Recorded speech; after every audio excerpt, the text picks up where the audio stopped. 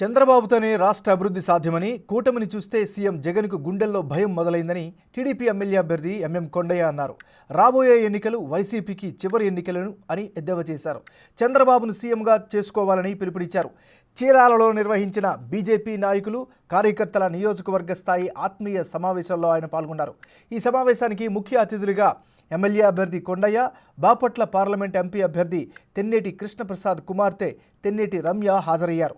చంద్రబాబు ప్రవేశపెట్టిన సూపర్ 6 పథకాలను, BC declaration ద్వారా వచ్చు ప్రయోజనాలను వారికి వివరించారు. రాబోయే ఎన్నికల్లో తమను భారీ మెజారిటీతో గెలిపించాలని వారు కోరారు. అనేక సందర్భాలు చెప్పాను, ఇప్పుడు కూడా చెప్తున్నా, ఏ ఒక్కరిని ఇబ్బంది కల్పించదు. కానీ నాకు తెలియకుండా కొన్నిసార్లు పొరపాటు జరగచ్చు. వాటిని మీరు నా దృష్టికి తీసుకురండి. దయచేసి మీరు మనసులో పెట్టుకోండి.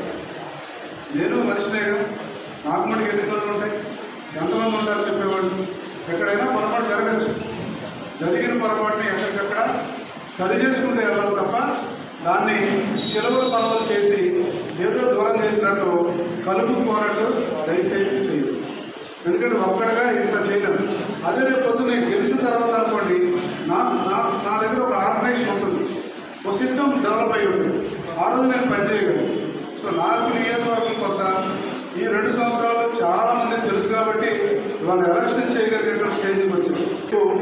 నేను మొదటి నుంచి కూడా చెప్తున్నాను, జనసేన కానీ బీజేపీ కానీ ఎవరెవరికి ఎక్కడెక్కడ ప్రాధాన్యత ఉందో, భవిష్యత్తులో ఎవరు ఎక్కడ గెలవగలరు, ఖచ్చితంగా వాళ్ళందరినీ ఆ పద్ధతిలోనే ప్రతి ఒక్కరికి నాయకత్వం ఇచ్చేటువంటి అవకాశాన్ని నేను చూసుకుంటాను.